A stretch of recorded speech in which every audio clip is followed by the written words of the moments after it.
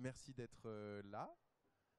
Donc moi je me présente, je m'appelle Samuel Benveniste, je suis le directeur adjoint du Centre d'expertise nationale en stimulation cognitive, qui a été créé il y a environ 4 ans par la à l'initiative de la CNSA, donc la Caisse nationale de solidarité pour l'autonomie, que vous connaissez peut-être, et qui est une initiative commune, euh, donc avant tout de la CNSA et de l'Assistance publique Hôpitaux de Paris.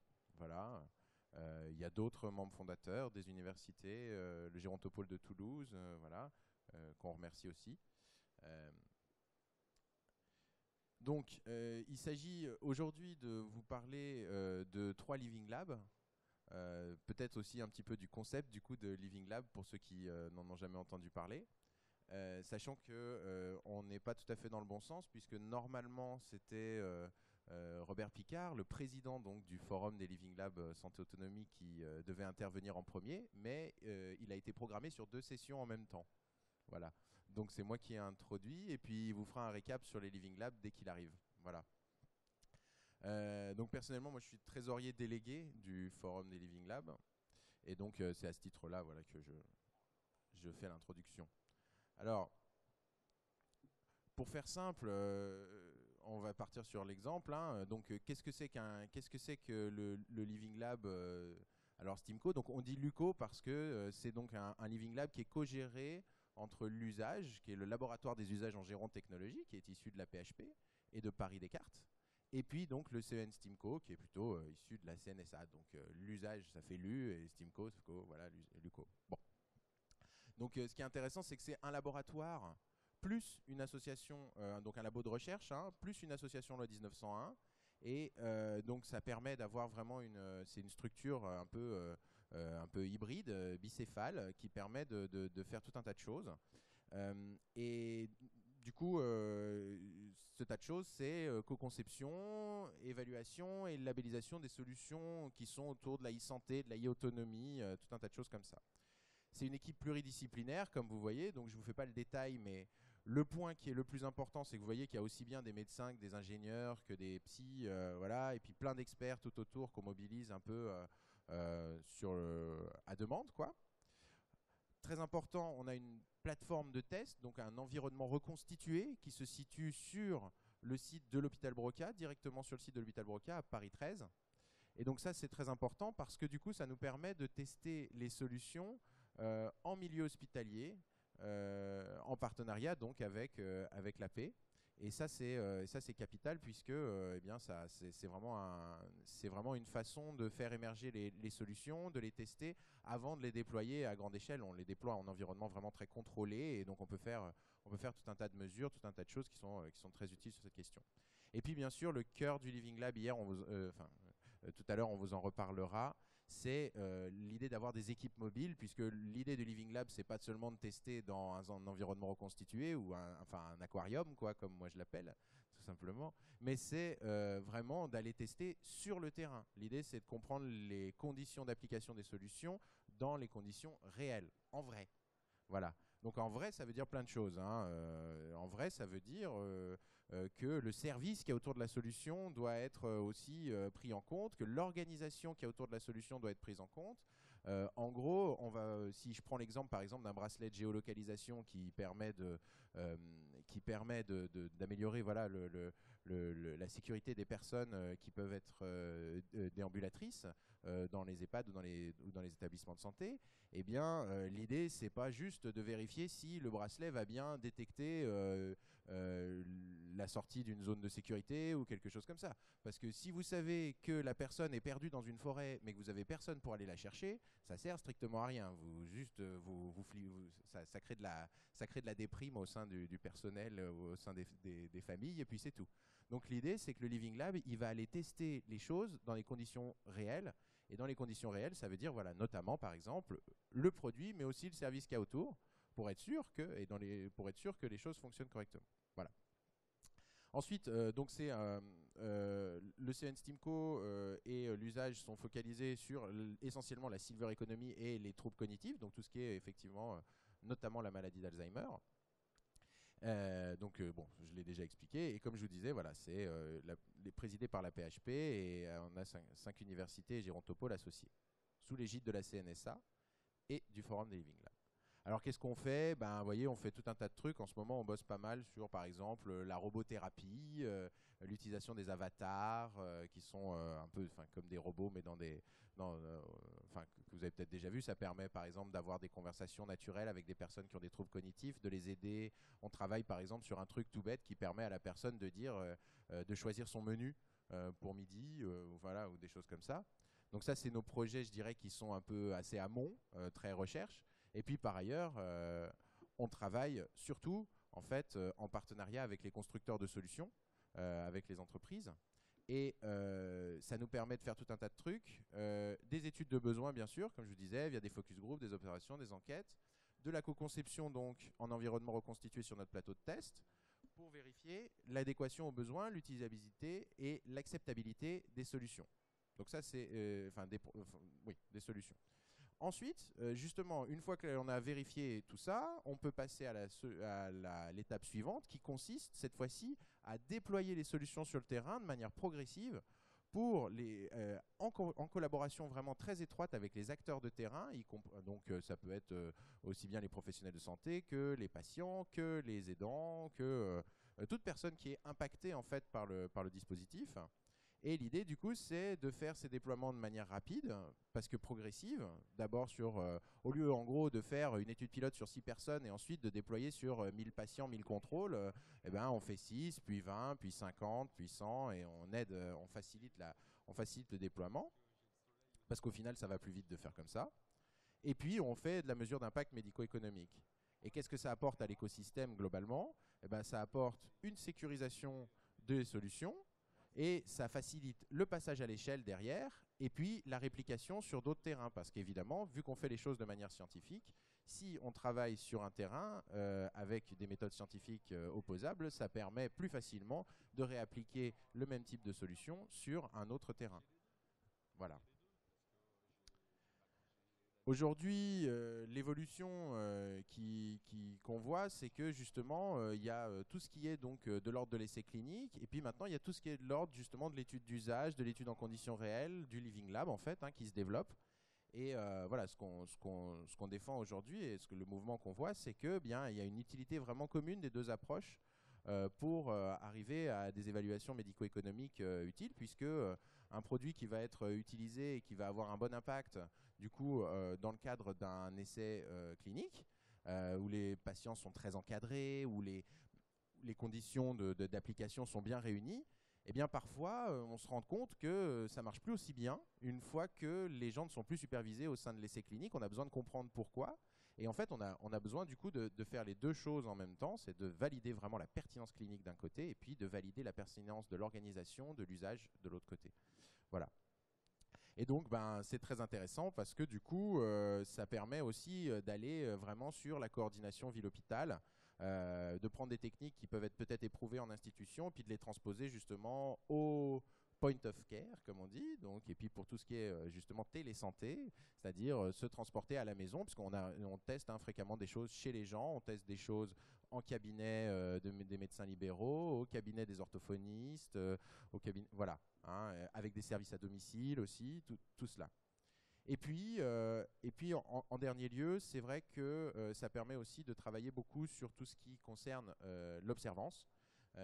C'est-à-dire qu'en fait, une fois qu'un traitement ou qu'un dispositif est déployé, ensuite, justement, on veut des mesures précises sur comment ça se passe réellement, comment les gens utilisent les outils. Et donc, c'est une sorte d'essai phase 4, comme on dit, mais musclé, quoi. Voilà. Et pour terminer, je dirais que c'est justement à ce titre-là qu'on participe très activement au travail du forum LLSA, qui a vraiment un intérêt puisqu'il permet de mettre en réseau tous les Living Labs de France et puis plein d'autres partenaires qui participent, des entreprises, des institutions de santé, des associations d'aidants, de patients et ainsi de suite. Et en fait, Toute l'idée, c'est que ça permet de coordonner les moyens, ça permet de mutualiser des cohortes, ça permet de faire des tests multicentriques sur plusieurs départements, sur plusieurs régions. Ça permet vraiment de faciliter, de réduire les coûts des évaluations tout en augmentant leur qualité. Voilà. Et du coup, l'évolution future, bah, c'est justement l'utilisation, enfin, l'utilisation des Living Labs comme outil de certification. Ça, c'est un travail évidemment qu'on mène entre autres avec la CNSA hein, et l'HAS et la NESM pour vraiment induire le Living Lab dans eh bien, d'abord la certification et puis vraiment la réglementation, quoi.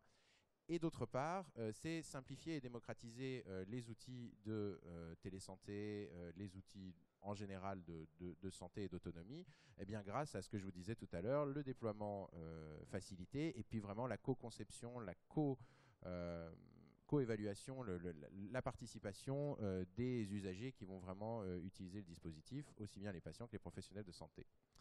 Voilà, je passe la parole à Dimitri Voilmy, qui va vous présenter le travail d'un autre Living Lab.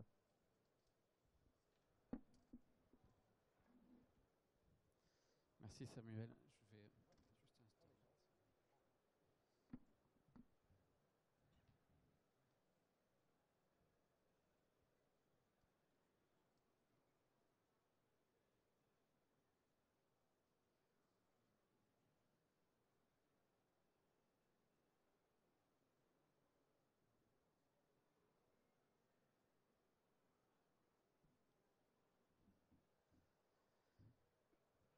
Oui, donc comme Samuel, nous sommes membres fondateurs du Forum des Living Labs Santé Autonomie, qui a cette particularité justement de fédérer les bonnes pratiques. C'est-à-dire que nous sommes avec partenaires avec Samuel sur des pratiques et sur les manières de concevoir.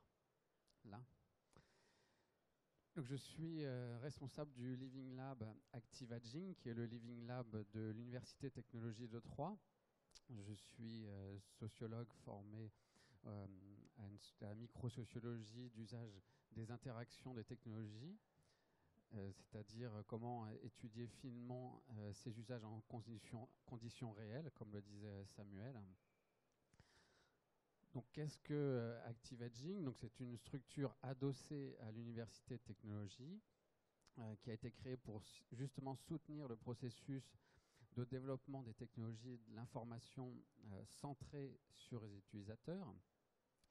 Et nous avons obtenu justement la labellisation européenne en septembre 2013 sur le fait d'être reconnu pour nos bonnes pratiques. Nous avons un modèle original comme celui du LUCO d'articulation pluridisciplinaire, c'est-à-dire que les chercheurs en SHS, comme des ergonomes, psychologues et sociologues, puissent côtoyer sur un même projet les sciences de l'ingénieur, donc avec des biomécaniciens et électroniciens. Ça nous permet de maqueter, de travailler sur des projets pilotes. Donc je vais vous montrer un exemple juste après. Et nous pouvons bénéficier d'être dans l'université de pôles de compétences et de recherche académique. Donc, le fondateur du Living Lab, c'est l'Université Technologie de Troyes. Nous avons la particularité d'être le premier Living Lab en France d'avoir été structuré avec un comité de pilotage. Ce comité de pilotage permet d'avoir autour de la table Robert Picard du Living Lab, du Forum des Living Labs Santé Autonomie, mais également un représentant de l'ARS en Champagne-Ardenne et la Technopole de l'Aube, avec qui on travaille en étroite collaboration pour des solutions avec des starters. Mais également, nous avons autour de la table les financeurs du Living Lab, c'est-à-dire la région Champagne-Ardenne, avec le cofinancement du FEDER, donc les fonds européens FEDER, du Conseil général de l'Aube également, et du Grand Troyes. Donc ces représentants sont autour de la table et notre travail, c'est justement rendre des comptes de manière périodique. Donc le comité de pilotage se réunit deux fois l'an pour donner les grandes orientations du Living Lab et pouvoir travailler avec tous les acteurs. Ouais, j'ai l'impression qu'il est plus puissant. Alors, deux exemples de projets d'expérimentation. Donc, c'est des projets pilotes. C'est bien l'idée d'un Living Lab, c'est justement de pouvoir répéter des bonnes pratiques, mais aussi trouver un terrain favorable pour que des technologies se développent et trouvent leur marché, soient appropriées à leurs usages, et puisque c'est les usagers qui vont nous guider tout le long du développement. Donc, le premier exemple, ça a été une technologie qu'on a fabriquée avec Microsoft Recherche et Développement. Donc, c'est leur majordome virtuel qu'ils ont appelé Alfred. Et comme on est parti, là c'est un très bon exemple de montrer comment on peut impliquer des usagers, utilisateurs finaux, dès le début jusqu'à la fin. Et l'application va être disponible en téléchargement sur le marketplace de Microsoft d'ici 6 mois. Donc comment on a impliqué dès le départ, donc nous sommes partis d'une maquette avec un code non abouti, et nous avons fait plusieurs itérations, même 4 itérations exactement de l'interface pour arriver à celle que vous voyez actuellement sur l'écran. Donc ce dispositif permet d'interagir avec son téléviseur de manière multimodale. Donc on est centré justement sur les gestes, sur la voix et sur le tactile. Permet d'interagir à distance, exactement. Donc la difficulté, ça a été justement de compiler des ressources vocales pour pouvoir commander ce dispositif et lui donner une voix également à Alfred. Donc tous ces ateliers ont été faits avec des usagers, avec des personnes, et les tests d'usabilité ont été faits, conduits au Living Lab et ensuite en situation au domicile de personnes volontaires. L'autre exemple, c'est un robot cette fois-ci de téléprésence, et c'est plutôt complémentaire à ce que tu as montré, Samuel. Donc un robot qu'on expérimente en EHPAD, et également avec le centre hospitalier de Troyes. Donc pourquoi c'est à la fois un besoin pour les personnes âgées, pour être un dispositif de télécommunication pour des personnes extérieures à l'établissement. Donc c'est leur famille la plupart du temps. Mais également, c'est des nouvelles pratiques professionnelles de travail. C'est justement une démarche des infirmiers, des infirmières et des personnels soignants de s'approprier ces technologies et comprendre comment nous, on peut donner des informations et des services complémentaires de par nos observations sur le terrain. Donc c'est essentiellement des applications médico-sociales avec ce type de robot. Là, sur l'image, c'est un robot girafe. Nous l'avons aussi testé pour faire des exercices physiques à distance avec un ergothérapeute.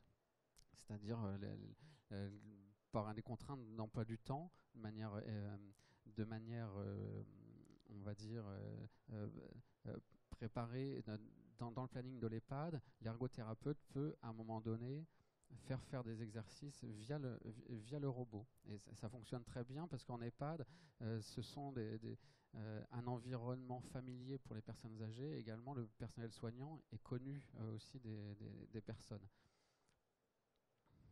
Donc, comment on fonctionne? Nous avons la conception participative comme méthodologie pour concevoir ces technologies de santé. Donc, nous suivons le cycle en partant du laboratoire d'idées que nous avons à l'université, justement pour cette phase d'observation et de compréhension qui fait suite à ces bonnes idées. Donc même des entrepreneurs, des jeunes entrepreneurs, des starters viennent nous voir dès ces phases, cette phase préalable de bonnes idées avec des technologies. Ensuite, nous allons faire des itérations à l'intérieur de ce cycle. Mais la particularité de ce cycle, c'est justement de mettre autour de la table toutes les parties prenantes d'un projet. Nous avons des matinales thématiques qui sont ouvertes aux particuliers, puisqu'en tant qu'établissement universitaire, souvent on me demandait mais comment on peut participer, nous, personnes, des gens qui apprenaient nos activités par voie de presse ou télévisée, me contactaient ou me demandaient comment venir alors qu'ils n'étaient pas dans un établissement. Donc les Amis du Living Lab ont été créés justement pour pouvoir venir participer, explorer, travailler sur des matinales thématiques avec des sujets de société. Ce n'est pas forcément des tests de technologie. Nous avons une démarche forte de réflexion éthique que nous appliquons à chaque programmation de projet, puisque c'est quelque chose qu'on doit réapprendre à chaque situation et contexte particulier de développement. Donc ici, vous avez une photo du laboratoire d'idées, justement, où on met autour de la table différentes compétences, différents acteurs. Et ici, souvent, les designers sont des personnes âgées elles-mêmes avec qui on travaille pour faire des scénarios d'usage. Là, ce sont les scénarios d'usage fictifs, imaginatifs, donc c'est de la prospective. Et ensuite, on va travailler avec eux pour faire des maquettes et continuer à travailler pour le développement, voire technologique. Et là, c'est justement un des focus du travail du professeur Duchesne à l'université sur comment comprendre et fabriquer des technologies de santé à partir de processus de fragilisation, parce que c'est un processus sur lequel on peut agir, et plus on agit tôt, ceci comme processus et ce n'est pas irréversible avec des activités. Donc c'est à la fois un processus multiforme également, donc il faut pouvoir l'appréhender dans toutes ses dimensions. Et c'est justement c'est cette problématique de passer de l'autonomie à la dépendance là, qui est en jeu dans à la fois la fragilité physique et la fragilité sociale au domicile. Donc, nous concevons des capteurs dits intelligents. Nous avons des dépôts de brevets, par exemple sur la qualité de l'équilibre à la montée et à la descente d'un pèse-personne connecté. Nous avons également un radar de la marche qui nous permet d'avoir une validation de la vitesse de marche sur 2 mètres. C'est très pratique puisque comme on va disséminer ces capteurs dans des environnements familiers, quotidiens, on est plus sûr de trouver une distance de 2 mètres dans un appartement que les 6 mètres qu'on va avoir en test. Nous sommes en train de développer une balle avec une entreprise de la région champardonnaise à Sistel. Nous avons miniaturisé le dispositif de force de préhension palmaire et nous avons arrivé à des pré-séries justement pour que des personnes puissent faire de l'automesure de leur force de préhension. On a une corrélation également même sur la fragilité physique. Et nous travaillons au Living Lab avec des personnes pour développer des jeux sérieux avec lesquels on va pouvoir jouer avec la balle. Ça a un double intérêt, c'est de pouvoir à domicile répéter ces activités, mais aussi pouvoir le faire de manière ludique avec des personnes de son entourage, des petits-enfants ou des voisins. Donc voilà, pour terminer, quels sont les points que nous sommes en train de faire, nous avons développé aujourd'hui. C'est justement, on a une valorisation du tissu économique du territoire avec un ancrage fort en Champagne-Ardenne avec des nouvelles technologies de santé. Nous développons actuellement une table tactile entièrement conçue à la Technopole de l'Aube, avec une finition particulière pour être un meuble qui est esthétique. Nous sommes acteurs du réseau FCRIN avec la plateforme Text for Health. Ici, c'est pour s'allier au centre d'investigation clinique pour la bonne compréhension justement des bonnes pratiques pour que les dispositifs médicaux trouvent leur marché avec les normes d'utilisabilité et d'usage. Je vois Monsieur Picard arriver. Bonjour. Donc nous allons continuer à innover. Actuellement, nous travaillons avec le centre hospitalier de Troyes, avec un robot de service compagnon multiservice automatisé de la société Robosoft, société française qui est acteur de la silver economy, et nous leur apportons des petites briques de compréhension comment ces outils vont être appropriés et appropriables en EHPAD et milieux hospitaliers. Donc c'est justement une création de valeur dont va être porteur le Living Lab. Donc c'est la valeur usage qui est importante de faire remonter vers les entreprises et les technologues. Donc je vous remercie. Je vais passer la parole à mon partenaire. Merci. Bonjour à tous. Je salue Robert Picard qui vient d'arriver. Je m'appelle Denis Abraham. Je travaille à l'Institut Mines Télécom que je vais vous présenter en quelques instants. En l'occurrence, l'Institut Mines Télécom est un regroupement de 24 écoles d'ingénieurs, dont les écoles des mines, dont les écoles des télécoms, ce qui lui vaut ce vocable. On va essayer de garder le micro bien en place. Donc l'Institut Mines Télécom s'appuie sur ces écoles, celle de Nancy, en l'occurrence Télécom Nancy, pour en l'occurrence constituer le laboratoire, le Living Lab Prométhée, bien entendu affilié au Forum des Living Lab dont nous sommes aussi membres fondateurs. Le laboratoire Prométhée, en fait, lui vaut son nom de l'abréviation perception utilisateur pour les usages du multimédia dans les applications médicales. Alors c'est un vaste programme. Ce qu'il faut savoir, c'est que le milieu médical s'approprie le multimédia comme bien d'autres domaines. Mais dans cette appropriation, on utilise de plus en plus d'imagerie médicale, on utilise de plus en plus de vidéos. Mais cette appropriation se fait avec un questionnement peut-être plus important que dans d'autres domaines. En l'occurrence, les problèmes de quelle est la qualité nécessaire pour établir, exploiter correctement une image en termes de diagnostic, en termes d'archivage, en termes de pas mal d'usages. Et donc finalement, cette question-là n'étant pas encore complètement résolue, ça nous a invités à créer ce Living Lab pour permettre de répondre à ces questions. Donc Prométhée répond en fait à une question, j'allais dire 3 concepts très proches, qui est le test d'usage de ces images et du monde du multimédia, l'évaluation en termes de qualité, d'attente, et bien entendu une conception, parce qu'effectivement dans le domaine médical il est relativement important, et c'est le principe même des Living Labs, que se côtoient les futurs utilisateurs, les concepteurs d'outils, les techniciens qui peuvent aider. Et donc un Living Lab, c'est avant tout un lieu de conception.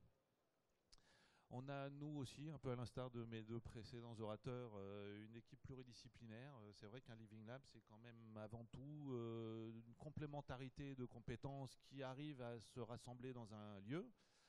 Et on se pose généralement une question. La question sur ce Living Lab Prométhée, c'est la qualité des images et des vidéos dans le domaine médical, pour des usages de télémédecine, d'archivage, de qualité liée à des post-traitements d'images. Et on a quelques exemples, notamment dans le domaine de la cancérologie. Je vous ai présenté des images de 2 exemples. Le premier en haut et à gauche, c'est en fait un atlas d'anatomie fait sur la base d'imagerie réelle humaine et qui sert pour, j'allais dire, l'apprentissage ou pour un certain nombre de vérifications d'élèves ou de praticiens. Et en l'occurrence, c'est une société qui commercialise cet atlas-là et qui nous a posé la question de la manière qu'on pourrait avoir de compresser ces images, parce que la première cible était des tablettes, et un atlas d'anatomie, ça prend beaucoup de place, et il n'y a pas tant de place que ça dans les tablettes. Donc la question était de savoir dans quelle mesure on pouvait comprimer ces images, tout l'atlas, sans en perdre le bénéfice en termes de qualité. Et donc, dans le Living Lab, on a un certain nombre d'outils pour interroger la susceptibilité des utilisateurs qui, bien entendu, sont tous des intervenants professionnels du monde médical. Et on a, sur un protocole qu'on va présenter dans 2 secondes, des échelles qui permettent à chacun des utilisateurs de livrer sa pure subjectivité vis-à-vis de sa perception de la qualité. Il y a une échelle à 5 niveaux avec 100 graduations pour percevoir la subtilité de la perception de la qualité. Et de ces notes-là, qui sont livrées par un panel représentatif de la population cible, on tire des enseignements de type mathématique, c'est-à-dire la perception de la qualité telle qu'elle a été livrée, qui est généralement de loin pas linéaire. C'est des choses un peu compliquées qui sont liées et à la perception visuelle, mais j'allais dire la partie psycho-visuelle, c'est-à-dire l'exploitation qu'on a de l'image, que le cerveau a. Et donc c'est des phénomènes un petit peu compliqués, mais qui nous permettent d'identifier sur un panel complet le comportement en termes de perception de la qualité, en termes d'usage qu'il y a derrière ces images, que de manière moyenne, tous les utilisateurs ont exprimé. C'est important parce que individuellement, quand on s'adresse à ces utilisateurs, individuellement, ils sont incapables de quantifier leurs sentiments. En revanche, ce qui est important, c'est que le panel, une fois après avoir fait des exploitations statistiques, livre des tendances qui sont très très homogènes. Et donc c'est ça qui nous permet de recueillir une perception qui est initialement très très subjective et de la rendre très objective et de pouvoir nous appuyer sur des courbes qui elles sont très très bien accrochées. Donc ça c'est un premier usage. Le deuxième usage, il est assez distant. C'est 2 équipes de chirurgiens distantes, l'une en France, l'autre en Pologne, qui ont suivi les opérations chirurgicales de l'autre équipe. En l'occurrence, une semaine, c'est une équipe chirurgicale en Pologne qui a opéré, c'était des praticiens de la même spécialité, en l'occurrence c'était de l'ORL. Et il y avait en France, le chirurgien était accompagné de tous ses élèves. Donc on avait un amphi complet d'élèves chirurgiens qui ont suivi l'opération qui se passait en Pologne. La semaine d'après, ça s'est fait dans l'autre sens. L'avantage, c'est que les chirurgiens chevronnés ont comparé leurs gestes chirurgicaux. Mais le plus important encore, c'est qu'il y avait 60 élèves chirurgiens en France qui ont été formés sur le geste chirurgical, qui ont vu, qui ont participé sur un écran en 6/8, et du coup qui ont réussi à s'approprier le geste beaucoup mieux que quand on se retrouve dans un bloc opératoire. C'est pas que j'y sois très souvent, mais c'est qu'il n'y a pas tant de place que ça autour du patient dans un bloc opératoire. Et il n'est pas si simple que ça d'avoir 60 élèves qui puissent réellement accéder au geste chirurgical et s'en faire une idée à des fins d'appropriation. Donc la semaine d'après, c'était en France qu'on opérait, c'était en Pologne que les élèves se retrouvaient. Et donc, on a validé un usage un peu particulier qui est en fait la formation des chirurgiens via des outils d'imagerie et de vidéo.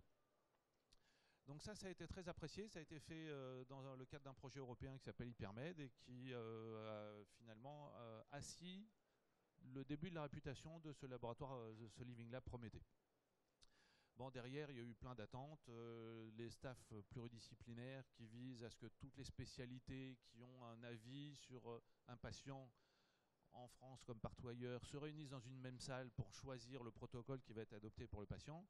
Et là, on s'est permis le luxe de faire un staff pluridisciplinaire à l'international parce que si on maîtrise les outils de compression, par exemple, on est tout à fait en situation de pouvoir partager des images au-delà des frontières. Et c'est un des gros enjeux que le Living Lab Prométhée est en train d'adresser actuellement.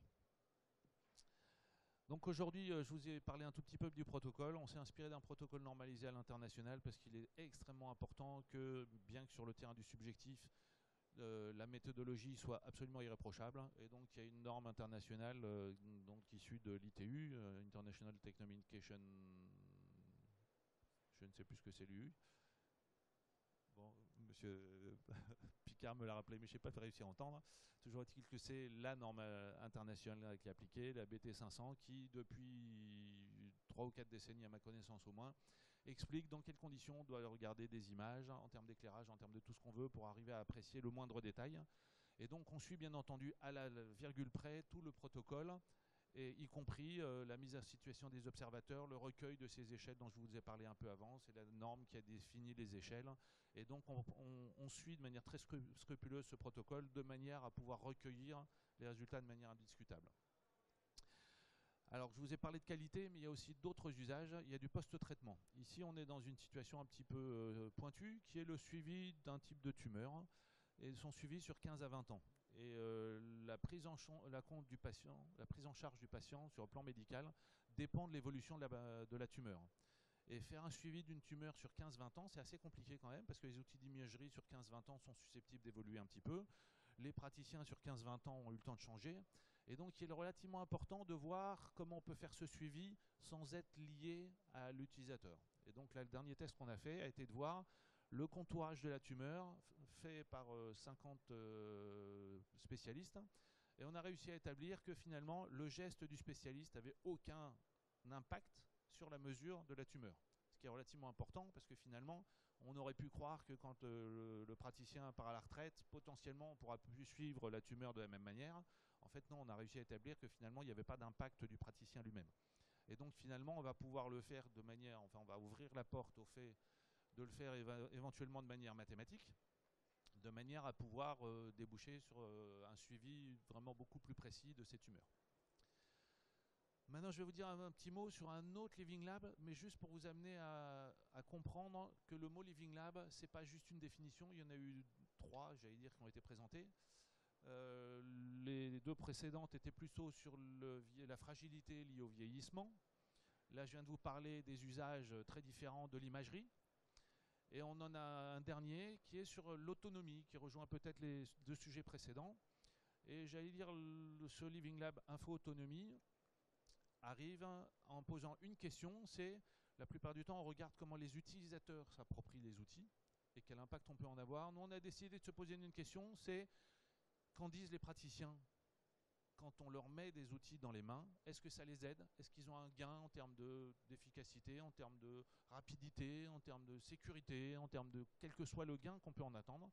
Et donc ce Living Lab là se retrouve dans les murs d'un possesseur d'hébergement et de soins pour des personnes âgées ou handicapées. Il a 19 établissements aujourd'hui, contrairement à ce qui est écrit sur le slide. Et il nous met à disposition ces établissements pour mettre en situation notamment des objets connectés. On récupère les objets connectés directement dans on va dire les chambres pour faire un peu rapidement. On sort les mesures effectuées par les objets connectés instantanément histoire de ne pas perturber le service. On utilise la proximité de Télécom Nancy, donc qui est une école d'ingénieurs en informatique qui se trouve juste à côté pour essayer de faire parler ces chiffres-là. Le but étant de renvoyer une information pertinente à valeur ajoutée vers les professionnels qui accompagnent les gens qui sont dans les chambres. Donc ça, c'est une autre approche, j'allais dire, du Living Lab, parce que finalement, on ne veut pas regarder les résidents et les patients, on va aller regarder le gain vis-à-vis des professionnels. Maintenant, vu que le temps avance très très vite, que ce soit Prométhée ou le Living Lab Info Autonomie, la situation c'est qu'aujourd'hui on est en phase d'inauguration formelle parce qu'ils sont structurés, ils ont un statut juridique. Et quelque part, on va ouvrir ça, je ne sais pas caractériser les gens qui nous écoutent aujourd'hui, mais on va proposer un club VIP, on va résumer ça comme ça, à tous des gens qui veulent avoir un accès privilégié à chacun de ces Living Labs, ça a été nommé aussi dans les autres Living Labs, c'est-à-dire que quelque part, pour faire de la co-conception, on crée directement le club des gens qui veulent faire partie de cette co-conception. On appelle ça une alliance chez nous, et donc on essaye d'attirer l'attention de tous les acteurs, qu'ils soient des fabricants d'outils, ou des prescripteurs, ou des professionnels, des ARS, des HAS, tous ces gens qu'on essaie de rassembler autour de ces Living Labs. Voilà, je pense que l'heure est à donner la parole à Robert Picard, qu'on accueille avec grand plaisir. Merci pour votre attention.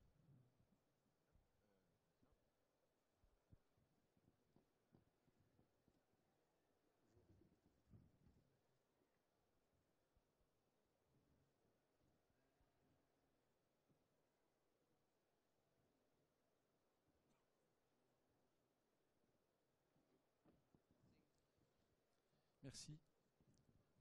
Bonjour, alors je suis désolé d'être arrivé en retard, mais j'ai été requis sur une autre conférence. Et donc, je ne sais pas ce qui a été dit sur mon compte. Donc, je me présente en un mot. J'appartiens au Conseil général de l'économie, au ministère de l'économie. Je suis référent santé, c'est-à-dire que mon rôle est de m'intéresser à la création de valeur, dans tous les sens du terme, valeur d'usage, valeur économique, par les technologies dans le champ sanitaire et social.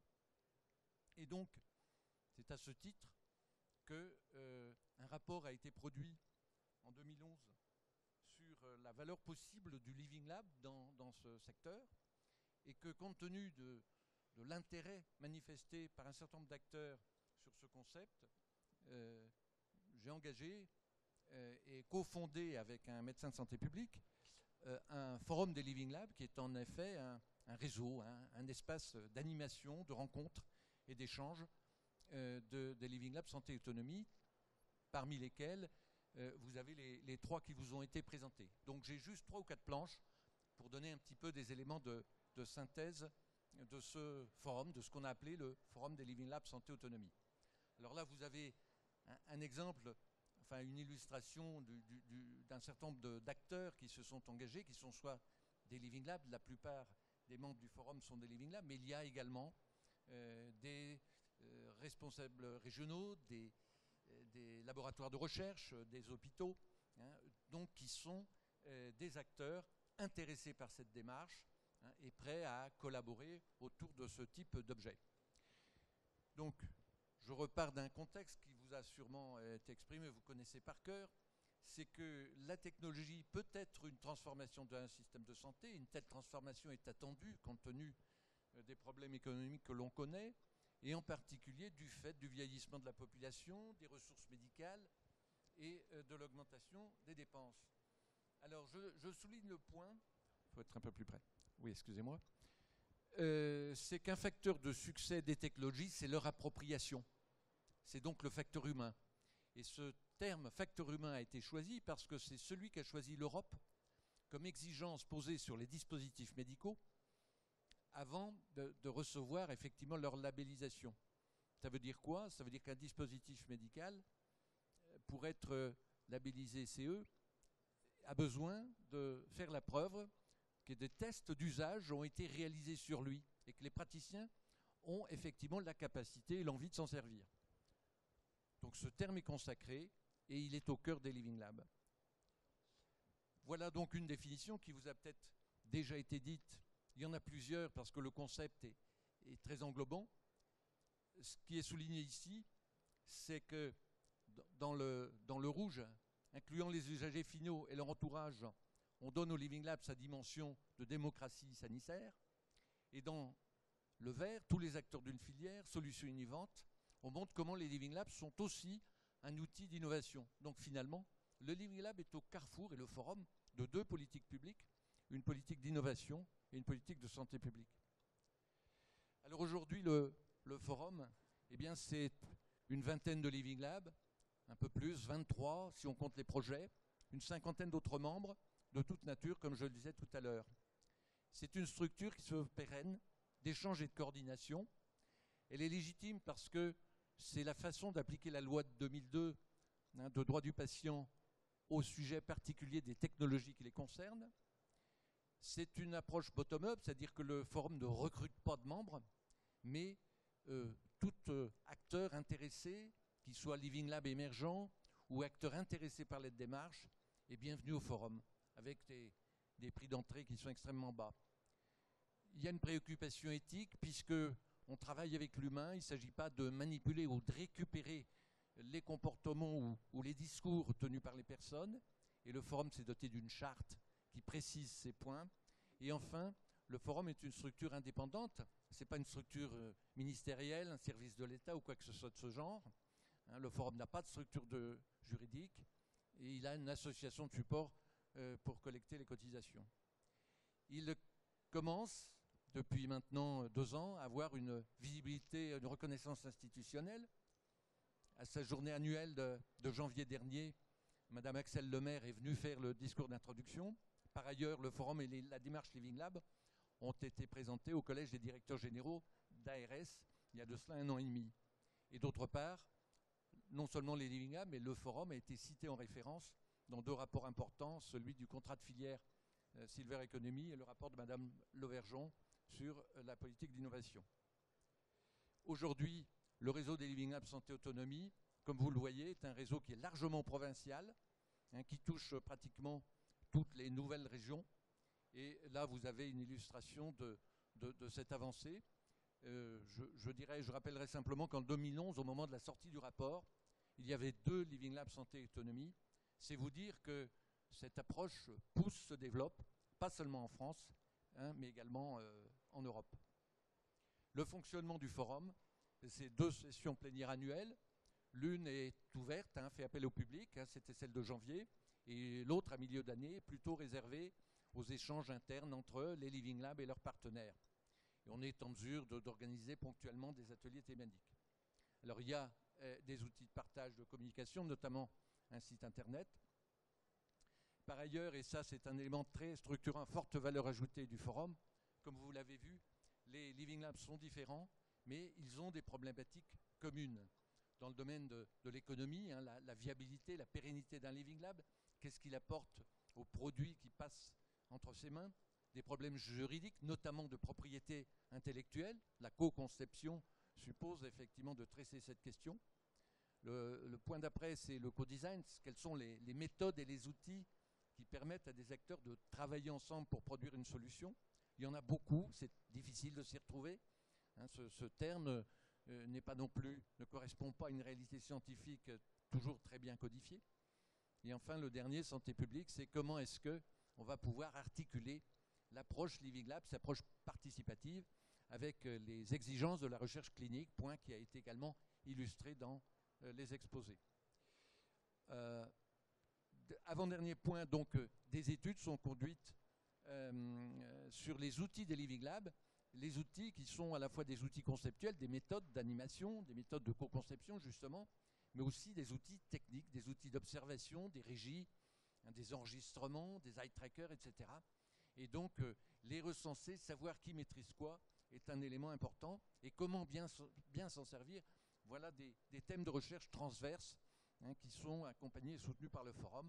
Et enfin, comme le forum est une plateforme d'échange, il crée des occasions de collaboration entre Living Lab, qui sont fondamentalement des entités qui sont nées dans des territoires. Voilà, j'en ai terminé. Il ne nous reste pas grand temps pour des questions, mais le cas échéant, s'il y en avait une ou deux, je vous remercie.